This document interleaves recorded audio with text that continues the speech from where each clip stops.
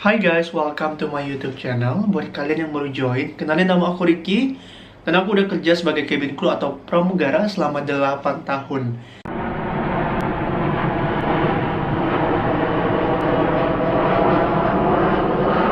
In this video aku bakal bahas seputar dunia penerbangan, yaitu 8 kecelakaan pesawat paling mematikan di Indonesia yang telah aku lansir dari berbagai sumber. Before I continue, please help me to subscribe my YouTube channel.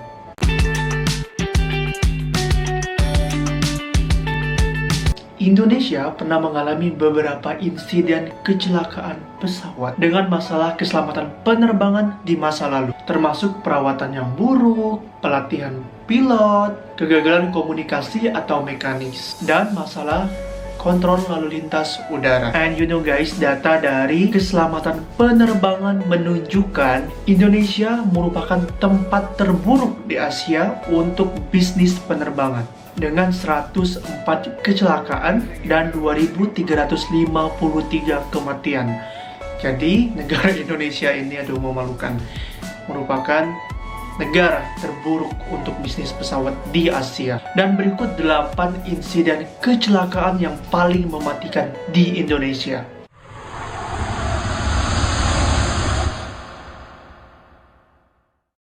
5 Oktober 1991. As we know, setiap tanggal 5 merupakan hari memperingati Tentara Nasional Indonesia atau TNI. Tiap tahun pun diadakan hari peringatan yang diikuti oleh Angkatan Darat, Angkatan Laut, dan TNI Angkatan Udara. Namun sebuah tragedi terjadi saat peringatan HUT TNI ke-46. Ketika itu masih disebut ABRI sebelum diganti menjadi TNI pada 1991.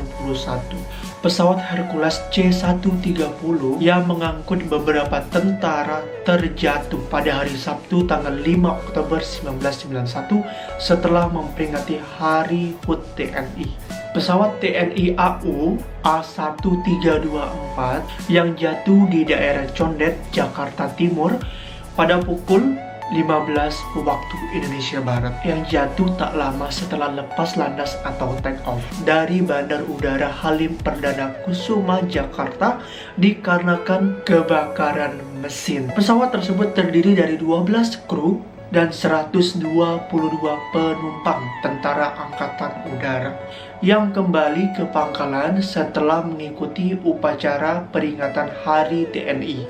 Hanya satu di antara mereka yang selamat, yang bernama Bambang Sumadi. 2 orang di daratan pun tewas, jadi dengan total korban jiwa 135 orang tewas.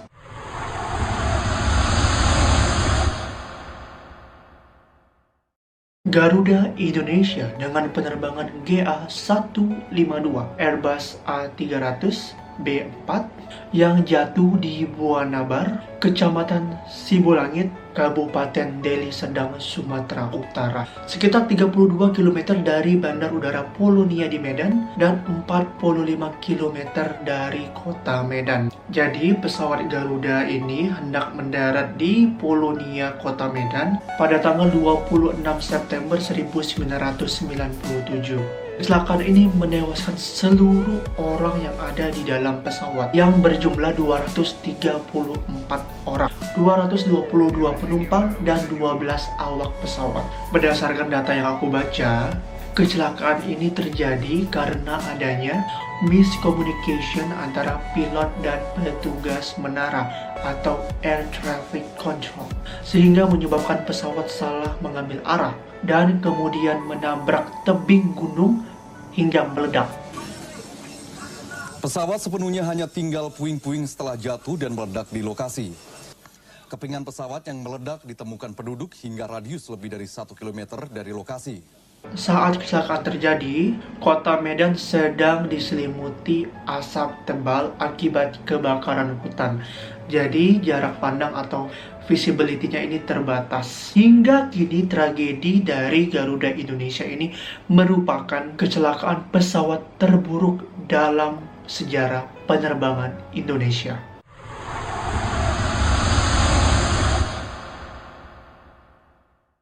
19 Desember 1997, Pesawat Seal Air dengan nomor penerbangan 185 adalah layanan penerbangan komersial rutin yang melayani penerbangan dari Bandar Udara Soekarno-Hatta, Jakarta menuju Bandar Udara Changi di Singapura.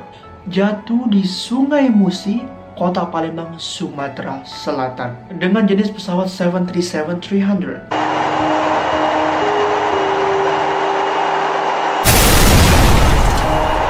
Dengan total 104 orang yang ada di dalam pesawat tewas, 97 penumpang, dan 7 awak pesawat, termasuk pilot Su Wei-ming yang berasal dari negara Singapura, dan co-pilot Duncan Ward dari Selandia Baru.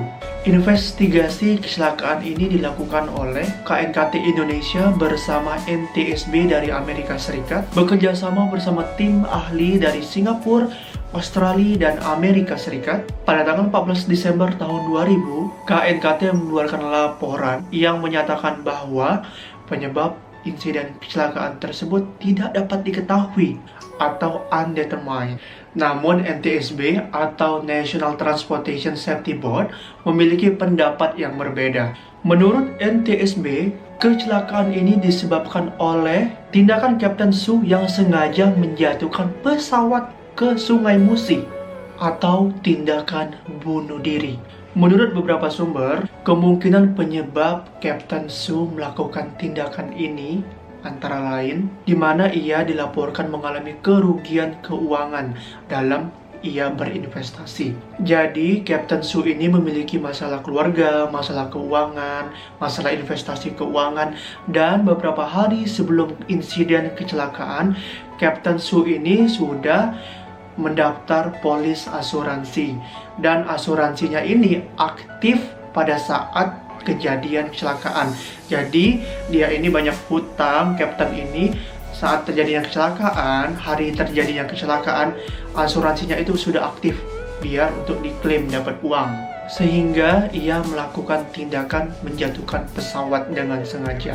Dan Kapten Su ini sudah mendapat beberapa kali teguran dari pihak maskapai Seal Air tentang disciplinary issue. Laporan lain mengatakan bahwa Kapten Su ini memiliki konflik dengan co-pilot yang lagi terbang bareng dengan Kapten ini, dan Kapten ini juga memiliki konflik dengan beberapa rekan kerjanya. Dan Kapten Su ini pun sering dilecehkan kemampuannya sebagai penerbang oleh rekan kerjanya. Kapten Su ini adalah mantan pilot dan instruktur di Angkatan Udara Singapura. Tapi selama karirnya, Kapten Su ini mengalami banyak musibah di dunia penerbangan. Ia kehilangan 4 temannya, 1 skuadronnya ketika latihan terbang setahun sebelum kecelakaan. Dan diduga dampak dari psikologis ini mempengaruhi terjadinya kecelakaan pada Seal Air tersebut.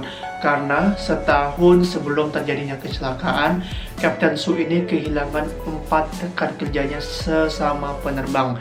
4 rekan kerjanya ini tewas ketika latihan terbang setahun sebelum terjadinya kecelakaan, yang membuat atau mempengaruhi psikologis dari Kapten Su.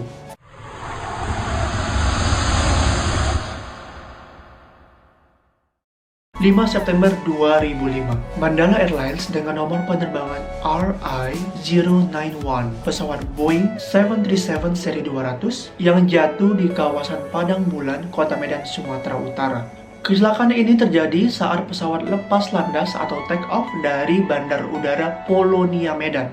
Pesawat tersebut menerbangi rute Medan-Jakarta dan mengangkut 117 orang. 112 penumpang dan 5 awak pesawat. Penumpang yang tewas berjumlah 100 orang dan 49 orang di darat turut menjadi korban. Sedikitnya ada 17 orang dilaporkan selamat dari insiden kecelakaan ini. Kecelakaan terjadi pada pukul 9:40 waktu Indonesia bagian barat saat pesawat tersebut sedang lepas landas. Pesawat tersebut take off atau lepas landas dalam posisi yang tidak sempurna.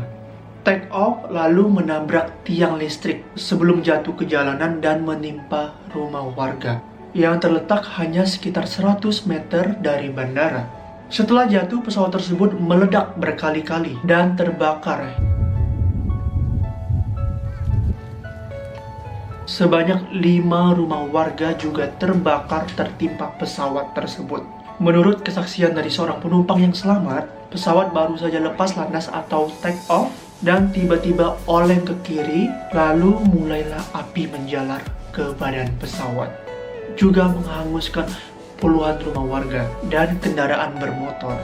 And for your information, penelitian awal dari KNKT dengan tim investigasi National Transportation Safety Board atau NTSB dari Amerika Serikat menemukan bahwa terdapat kerusakan yang menyebabkan salah satu mesin pesawat tidak bertenaga. Selain itu, beberapa hari kemudian muncul laporan yang menyebutkan bahwa pesawat Mandala Airlines tersebut membawa kargo yang berisi durian dengan total berat 2 ton, sehingga hampir mencapai batas maksimum yang mampu diangkut oleh kargo pesawat.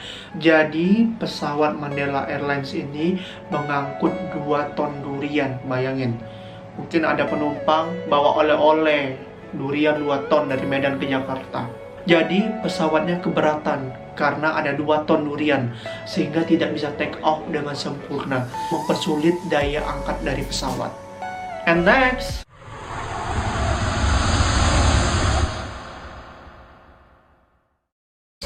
Januari 2007, pesawat Adam Air dengan nomor penerbangan 574, penerbangan domestik yang melayani penerbangan Jakarta, Surabaya, Manado dengan transit di Surabaya, yang hilang dalam penerbangan setelah transit di Surabaya. Pesawat lepas landas atau take off pada pukul 12:55 waktu Indonesia bagian Barat dari Bandar Udara Juanda di Surabaya. Seharusnya pesawat Adam Air tiba di Bandar Udara Samratulangi di Manado pada pukul 16:14 waktu Indonesia bagian tengah. Pesawat Adam Air ini dilaporkan putus kontak dengan Aircraft Traffic Control atau menara pengawas Bandara Hasanuddin Makassar. Setelah kontak terakhir pada pukul 15:53 waktu Indonesia bagian tengah. Kecelakaan ini menewaskan seluruh orang yang ada di dalam pesawat yang berjumlah 102 orang, 96 penumpang dan 6 awak pesawat, yang terdiri dari 85 orang dewasa, 7 anak-anak dan 4 bayi. Dan penerbangan ini dipiloti oleh Kapten Refri Agustian Widodo dan co-pilot Yoga Susanto. You know guys, jasad dari seluruh korban dari Adam Air ini beserta bangkai dari pesawat terkubur di dalam dasar laut. Black box atau kotak hitam ditemukan di kedalaman 2000 meter pada tanggal 28 Agustus 2007. Jadi black box atau kotak hitam ditemukan setelah 8 bulan dari insiden kecelakaan. Pencarian dan pengangkatan black box atau kotak hitam dari dasar laut berkedalaman sekitar 2000 meter ini memakan biaya lebih dari 27 miliar. Jadi biaya untuk pencarian dan pengangkatan black box ini memakan biaya yang sangat besar, yaitu 27 miliar. Pada 25 Maret 2008, penyebab kecelakaan seperti yang diumumkan oleh KNKT mengumumkan penyebab terjadinya kecelakaan ini adalah cuaca buruk, kerusakan pada alat bantu sistem navigasi inersia atau IRS. Kecelakaan ini menjadi kecelakaan terburuk pertama Adam Air dalam kurun waktu 3 tahun sejarah perusahaan. Dan selanjutnya,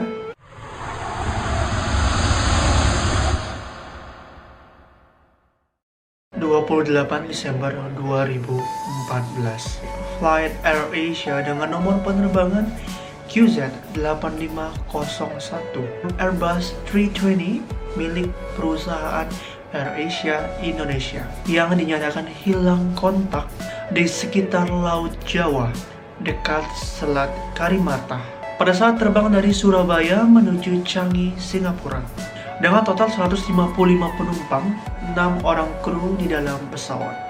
Pada tanggal 30 Desember 2014, puing-puing pesawat ini pun telah ditemukan. Tubuh manusia pun ditemukan bersamaan dengan penemuan puing pesawat. 162 orang menjadi korban dalam peristiwa ini. Setelah dari investigasi, pada tanggal 20 Januari 2015, dilaporkan bahwa pesawat QZ8501 mengalami stall, yakni di mana keadaan pesawat kehilangan daya angkat yang pada umumnya disebabkan oleh nose pesawat atau hidung pesawat.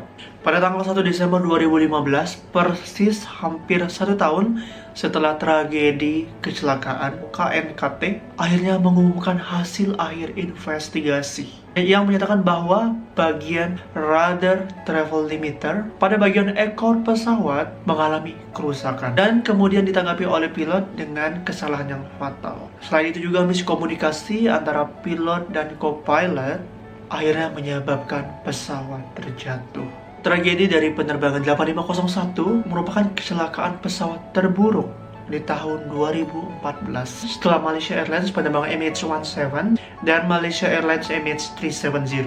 Ini merupakan kecelakaan terburuk kedua yang menggunakan Airbus 320. Dan juga for information, salah satu dari pramugari dari penerbangan AirAsia 8501 ini merupakan satu batchmate sama aku. Jadi salah satu korban yang merupakan pramugari di dalam penerbangan ini merupakan satu angkatan dengan aku. Oke, next.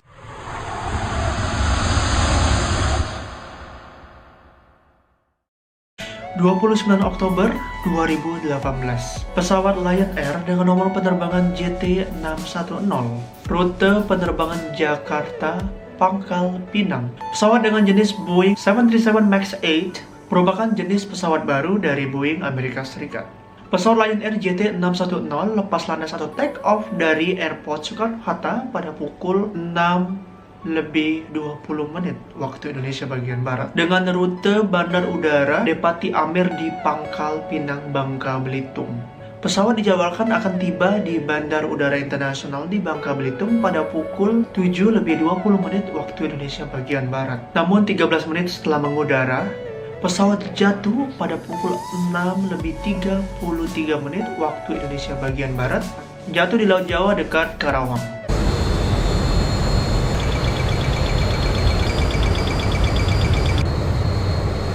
Jumlah penumpang yang terenggut nyawa 189 orang, 178 dewasa, 3 anak-anak, 6 awak kabin, dan 2 pilot. Pada 1 November 2018, Flight Data Recorder atau FDR ditemukan oleh tim SAR, sedangkan Cockpit Voice Recorder atau CVR ditemukan pada tanggal 14 Januari 2019. Menurut tim SAR Pangkal Pinang, pilot sempat meminta izin terbang kembali ke Jakarta. Jadi, penerbangan dari Lion JT610 ini meminta izin untuk RTB atau Return to Base untuk berbalik arah ke Jakarta. Menurut Lion Air, Kapten penerbangan dari penerbangan Lion Air JT610 ini merupakan warga negara India yang sudah bekerja di maskapai Lion Air selama 7 tahun dan memiliki pengalaman terbang lebih dari 6.000 jam. Sedangkan co-pilotnya adalah warga negara Indonesia dengan pengalaman terbang 5.000 jam. Di antara 181 penumpang di dalam pesawat ini, banyak orang-orang penting. Di antaranya 20 pegawai dari Kementerian Keuangan, 7 anggota DPRD Bangka Belitung, dan 3 hakim dari Pengadilan Tinggi Negeri.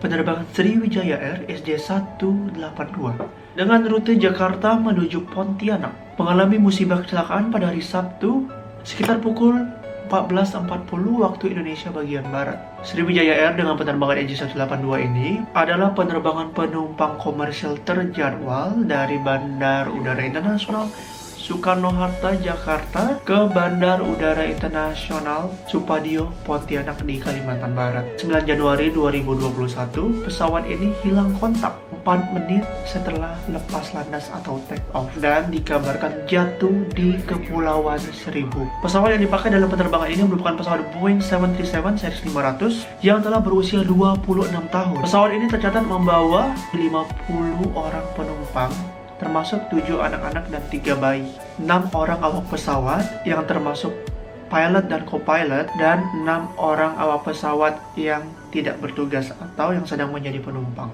Pesawat ini dipiloti oleh Captain Apwan, mantan penerbang di TNI Angkatan Udara.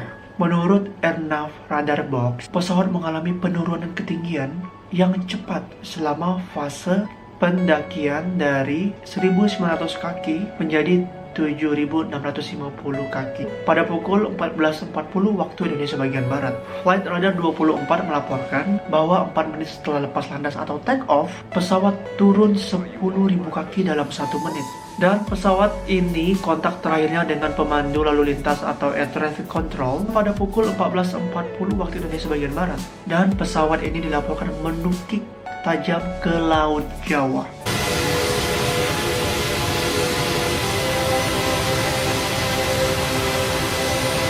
Berdasarkan data yang ada, pesawat dari Sriwijaya Air ini telah masuk hanggar atau terparkir lama selama masa pandemik, sekitar pada tanggal 23 Maret 2020 dan tidak beroperasi sampai dengan Desember 2020. Jadi pesawat ini sudah terlalu lama parkir akibat dari pandemi COVID-19. Oke, that's all guys. Itulah tadi tragedi atau insiden kecelakaan yang pernah terjadi di Indonesia. Kita doakan semoga semua penumpang, kru diberikan tempat terbaik di sisi Tuhan Yang Maha Esa, dan keluarga korban yang ditinggalkan diberikan ketabahan dan kesabaran. Mari kita sama-sama doakan semoga tidak ada lagi kecelakaan baik di dunia penerbangan Indonesia maupun di luar negeri. Itu saja video kali ini dari aku. And correct me if I did something wrong. Thank you everybody. Please help me to subscribe, comment, like, and share. Thank you and see you again. Bye-bye. Safe flight everybody.